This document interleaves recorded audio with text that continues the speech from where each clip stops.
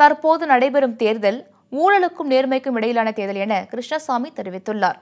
நெல்லை மாவட்டம் தென்காசி மக்களவை தொகுதியில் போட்டியிடும் புதிய தமிழக கட்சித் தலைவர் கிருஷ்ணசாமி குமந்தபுரத்தில் நடைபெற்ற பிரச்சார கூட்டத்தில் இதனை தெரிவித்தார்.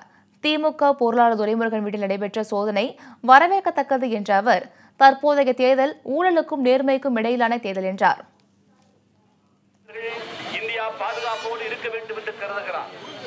இந்தியாவில் இருக்கக்கூடிய மக்கள், ஏழை மக்கள், எளிய மக்கள் தங்களுடைய வாழ்வாதாரத்தை மேம்படுத்த வேண்டும் என்று விரும்புகிறார். ஆனால் மற்றவர்கள் உடைய கவனமெல்லாம் எந்த துறையிலே கொள்ளையடிப்பது என்பதுதான் அவருடைய நோக்கமாக இருக்கிறது. எனவே ஊழலுக்கும் நேர்மைக்கும் நடக்கக்கூடிய இந்த தேர்தலில் நாம் நேர்மை வென்றாக வேண்டும், மோடி வென்றாக வேண்டும். அதற்காகத்தான்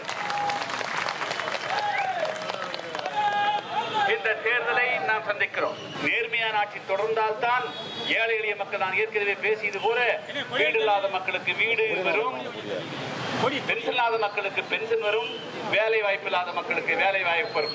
நம்முடைய அதிமுக, பாரதிய ஜனதா, தேமுதிக, பாமக தொண்டர்கள் தன்னலம் கருதாது தங்களுடைய வாழ்க்கையை சமுதாயத்துக்காக அர்ப்பணித்துக் கொண்டவர்கள்.